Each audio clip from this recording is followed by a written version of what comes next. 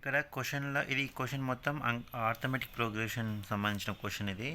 మొన్న AP constable 2025 మెయిన్స్లో వచ్చింది క్వశ్చన్లో ఏమంటున్నాడంటే, in an arithmetic progression if the third term is 13 and the fourth term is 23 then the sum of its first 35 times ఇది అంటుండు.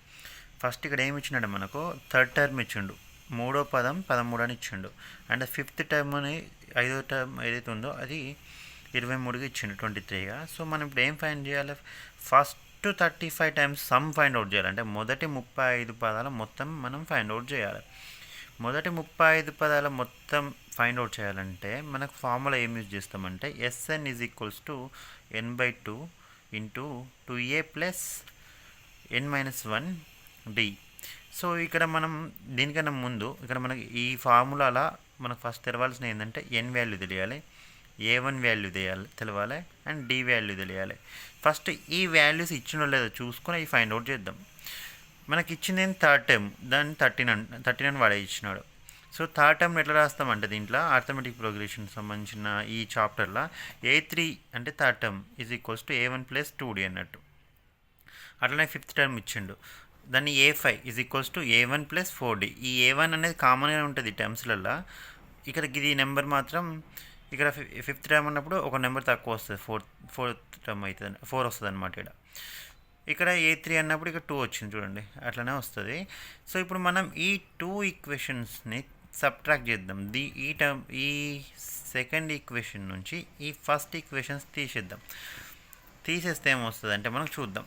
చూడండి, ఫస్ట్ ఈ సెకండ్ ఈక్వేషన్ ఇక్కడ రాసుకున్నా, a1 plus 4d minus this a1 plus 2d.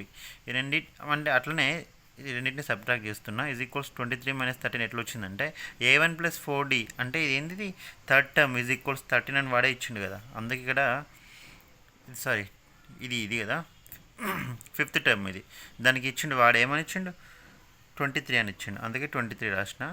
ఈ రెండు టర్మ్స్ని కూడా తీసేయాల్సి వస్తుంది, 23ని మైనస్ 13ని, అందుకే రాసేసిన.